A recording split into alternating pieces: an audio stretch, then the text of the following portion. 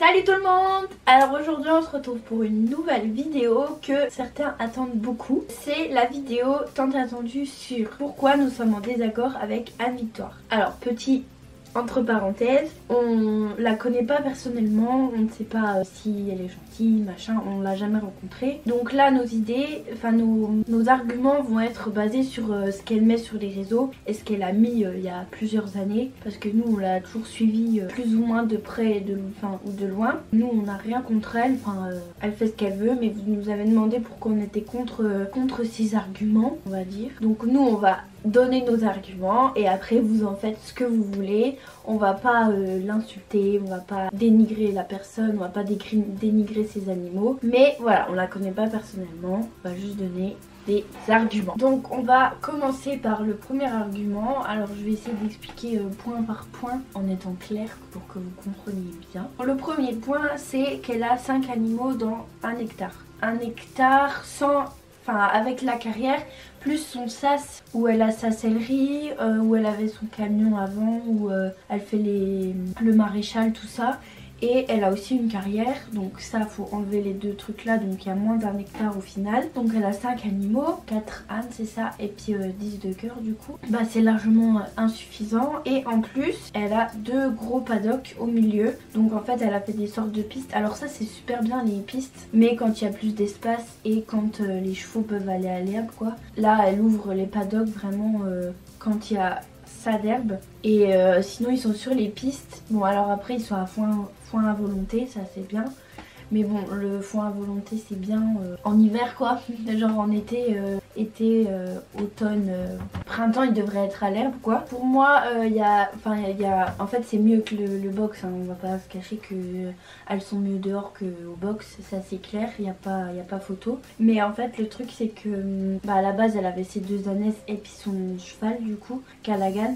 Donc après elle avait qu'à rester sur 3 chevaux, enfin 3 équidés on va dire. Et puis après quand Callaghan est décédé, elle avait qu'à pas en reprendre en fait. Ou alors changer de pré tout simplement, en prendre un plus grand. Ou alors trouver une super pension avec de grands prés, tout ça, pour qu'il puisse être en troupeau comme elle veut et puis au pré. Mais là c'est clairement pas suffisant pour 5 équidés. En plus souvent elle en accueille d'autres en confiage, ou alors de passage, tout ça, enfin bref. Ensuite, deuxième point, le fait qu'elle barre la forêt et du coup la cabane, parce que sa cabane est dans la forêt en fait. Elle met un fil quand il fait de la pluie, de l'orage ou alors tempête ou quoi que ce soit. Donc en fait quand ils ont besoin d'un abri, ils en ont pas clairement. Donc ça c'est pareil, c'est pas du tout logique. Un animal, quand il pleut, quand il y a du vent, quand il y a de l'orage, et qu'est-ce qu'ils font? Ils se mettent dans une cabane ou alors en dessous les arbres. Donc là elle enlève tout, donc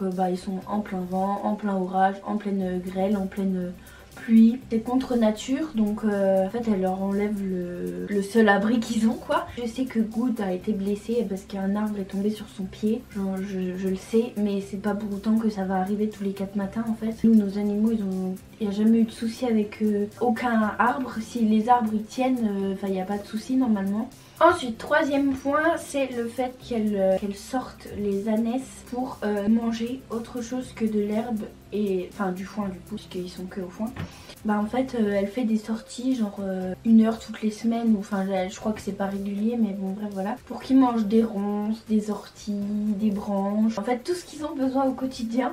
Parce que nous on le voit bien, les ânes dès qu'ils sortent du box, quand ils ont été plusieurs jours au box, directement ils se jettent sur les branches, sur les ronces, tout ça. Même ce matin quand on a donné les rations, Pinocchio il a été manger des ronces, il mange des écorces d'arbres, même les juments, hein. Elles mangent des écorces d'arbres, elles mangent des ronces, elles mangent tout plein de choses en fait.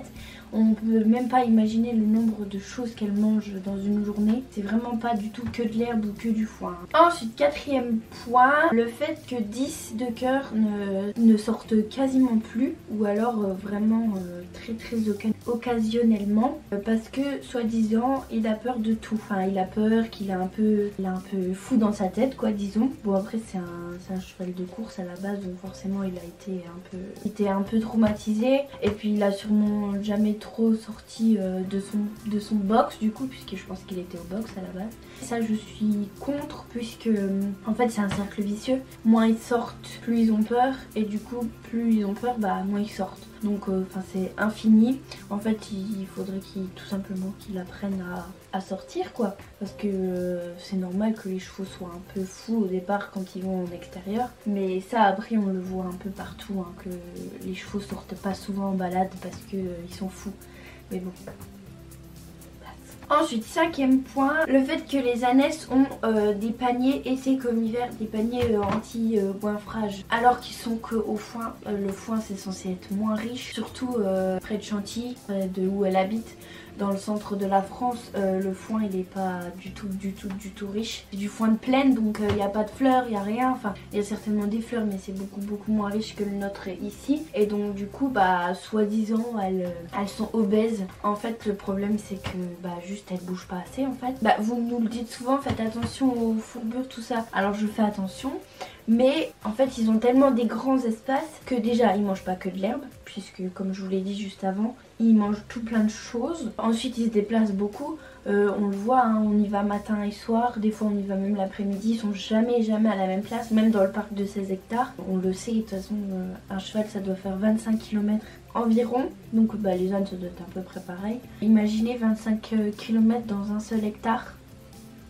Enfin, il tourne en rond quoi, et puis en plus le foin est toujours à la même place, donc forcément bah ça fait de l'obésité puisque bah elle bouge pas quoi. Il y a une fois où les ânesses avaient été un peu sensibles des pieds, donc je pense qu'elles étaient sur le point de faire une fourbure. Anne les a sorties donc marcher, elle a quand même mis en story, ah la marche c'est quand même magique. Oui c'est magique, dis donc c'est bizarre. 6e point.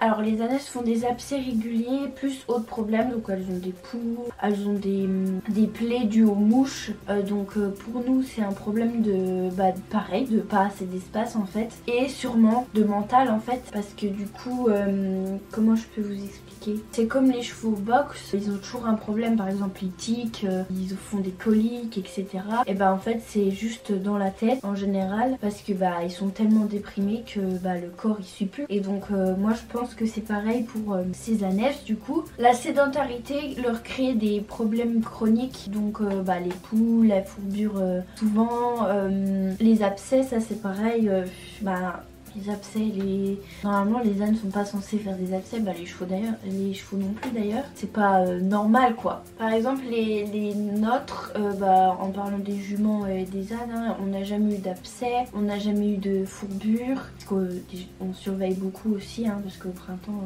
l'herbe ça y va. Jamais de poux, jamais de quoi que ce soit, voilà, c'est pas normal. Ensuite, 7e point, c'est le fait que quand elles vont en randonnée ou en balade de plus de 2 heures par exemple, il faut absolument qu'elles s'arrêtent toutes les heures pour que les ânesses broutent, soi-disant parce que sinon leur estomac va provoquer des ulcères. Alors déjà les ulcères c'est parce qu'ils mangent pas souvent, mais alors c'est pas ça va pas se faire en 1 heure quoi. Et c'est les ânesses, les équidés en général stressés, donc je ne pense pas que ce soit leur cas, je l'espère parce que ça ferait beaucoup du coup. Nous quand en été par exemple, moi je vais les voir toute la journée en été, 3-4 fois dans la journée pour regarder l'eau, et en général la journée ils ne mangent pas. Ou alors vraiment ils essayent de grappiller 3-4 brindilles, parce qu'en fait il fait tellement chaud que bah ils mangent pas tout simplement. Ils sortent la nuit en fait vers 18h,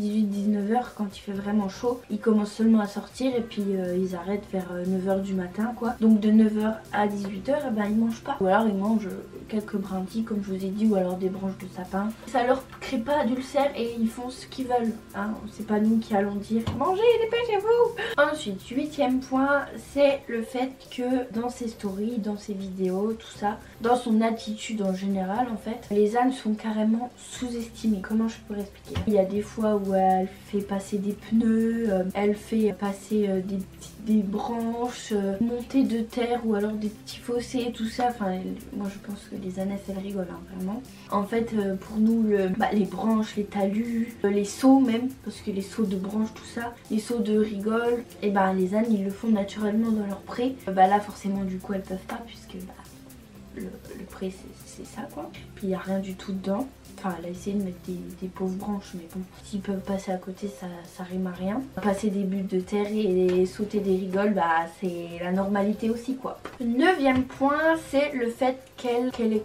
complètement contre comment je veux dire, les vermifuges, trop donner de médicaments. Même elle est végane. Bon alors ça je suis pas du tout contre, hein. Enfin elle fait ce qu'elle veut quoi. Pour ses animaux donc pas de vermifuges, elle fait à chaque fois des jamais d'antibio ou le moins possible. Mais à côté de ça, par exemple 10 de cœur il est tombé une fois, donc vraiment c'était vraiment une chute, enfin il est tombé quoi, il jouait donc il est tombé. Elle lui a donné pendant 3-4 jours il me semble du Tromacédil sans avis veto du coup, sans voir un ostéo, et il avait pas de boiterie, il avait pas l'air d'être raide et tout. Elle lui en a donné, enfin bon, du Tromacédil c'est quand même de l'anti-inflammatoire assez fort. Le cheval, enfin il en avait pas besoin quoi. Il tombe d'accord, voilà. Après s'il y avait eu boiterie ou si l'ostéo était passé, ok là j'aurais compris. Mais du Tromacédil, enfin ça se donne pas comme ça quoi. Le dernier point étant plusieurs parties, donc je vais reprendre de 1 jusqu'à 7 je crois qu'on a. Je vais tout vous expliquer. Donc le point 10 c'est les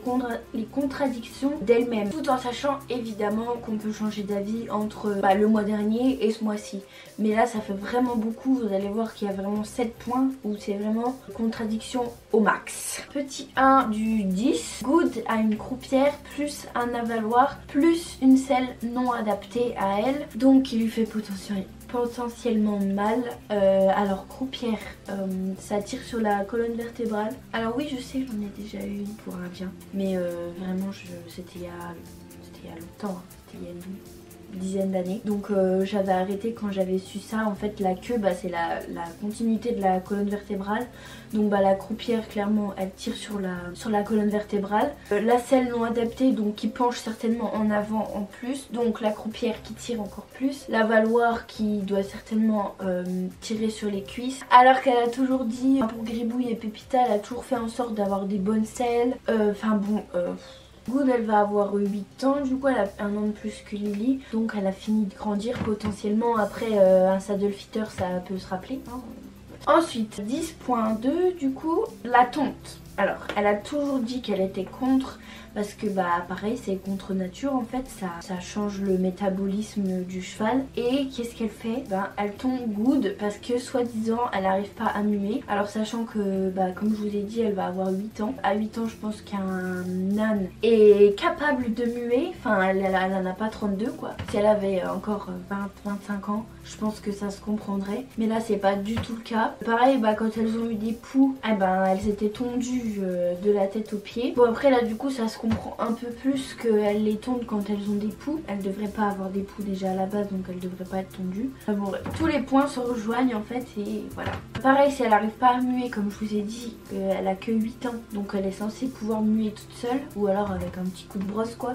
Ça fait partie des maladies chroniques entre guillemets. En fait c'est juste dans la tête quoi que son métabolisme est complètement déréglé quoi. Ensuite 10.3 les fers. Alors elle a toujours été contre. Alors 10 de cœur il me semble qu'il était ferré et du coup elle l'a déferré. Premièrement 10 de cœur est déferré, oui, mais il ne sort jamais déjà, donc ça rejoint les autres points. Chez eux il faut pas oublier que c'est du sable, enfin du sable et du calcaire, donc le sol est très très mou, enfin sans cailloux, sans rien.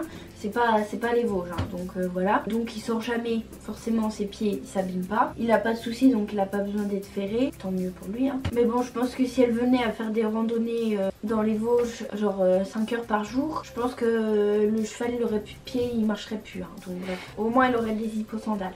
Ensuite il y a eu l'histoire de Good aussi. Alors apparemment il y a eu 3-4 maréchaux qui sont passés, plus le vétérinaire qui lui disait faut ferrer après son souci là, vous savez quand son os, elle s'est pris l'arbre sur le pied là, qu'elle faisait des abcès à répétition. Tout le monde lui a dit faut la ferrer, tout ça. Enfin la naisse elle marchait plus et tout et tout le monde lui disait de la ferrer, mais elle était vraiment contre. Alors c'est bien de tenir ses opinions, ça change pour une fois. En fait là le truc c'est que la naisse elle était au bout de sa vie et qu'elle marchait plus et tout, elle pouvait plus la sortir, enfin elle restait au fond et à l'eau quoi. Donc moi clairement j'aurais pris la décision de la ferrer au moins 1 ou 2 ferrures, voir ce que ça donnait, puis après la repasser pieds nus tout simplement. Surtout que les maréchaux ils ont quand même fait des études, le vétérinaire enfin c'est pas n'importe qui lui a dit ça quoi. C'est comme moi Lily, le veto puis le maréchal il a dit faut ferrer, faut faire une ferrure orthopédique. J'ai dit oui direct. Et regardez, elle galope à fond hein. Prochain point 10.4 les couvertures. Donc Ça va rejoindre un peu tout ce que j'ai dit. Donc quand elle les tombe pour l'époux, elle leur met forcément des couvertures, puisque bah sinon elles ont froid, logique. Quand elle enlève le sous-bois, quand je vous ai dit au début de la vidéo, je sais plus c'était quel point, quand elle enlève le sous-bois quand il pleut ou qu'il y a de l'orage, etc., elle leur met une couverture pour pas qu'elle soit mouillée. Là elle se complique franchement la vie. Prochain point, le 10.5, la graisse des pieds. Hein. Bien sûr. Alors elle disait qu'elle a toujours été contre la graisse et en 2023, qu'est-ce qu'elle fait? Elle fait un partenariat avec de la graisse pour pieds. Donc pareil, on a le droit de changer d'avis. Mais là, elle a vraiment toujours été contre et tout. Elle leur en met, je crois, toutes les semaines, un truc du genre. À toutes, hein, en plus. Enfin, tous, parce que je pense que 10, il y a le droit aussi. Dernier point, le 10.6. Alors ça va être un peu global, du coup, de tout. En mai 2017, les ânesses montaient dans le camion. Fraîchement arrivées, c'était... elles avaient seulement acheté le camion. Les ânesses étaient tondues, déjà. Donc, contre la tonte. C'est mort, on a oublié là. Elle dit qu'elles ont eu des granulés pour les féliciter d'être rentrées dans le camion alors qu'elle est complètement contre les granulés pour les ânes parce que ça les fait grossir et qu'ils n'ont pas besoin d'une alimentation si riche. Bah c'est tout hein. Donc voilà, la vidéo est terminée. On va vous laisser donner vos arguments en commentaire, il n'y a pas de souci. De toute façon on est sur les réseaux, on ne pourra pas empêcher que déjà Anne-Victoire voit la vidéo. Et ça il n'y a pas de souci, de toute façon... on l'a pas insulté, je pense pas qu'on ait, qu'on ait insulté sa personne quoi. Et on a que donné notre avis. Pareil pour les commentaires, vous pouvez mettre ce que vous voulez en commentaire. Du moment que c'est bienveillant, par exemple si vous nous insultez, ce sera supprimé automatiquement. Si vous avez des arguments, tout ça, il n'y a pas de souci, mettez-les en commentaire, on lira et puis voilà, on fera notre propre avis. Mais par contre, si bien sûr ils sont insultants ou quoi que ce soit, ils seront supprimés directement. Que ce soit envers quiconque en fait, on veut pas d'insultes dans les commentaires. Donc je vais vous laisser là-dessus et je vous dis à la semaine prochaine pour la vidéo sur la manifestation sur nos 2 jours à Épinal sur la N57. Voilà, bisous!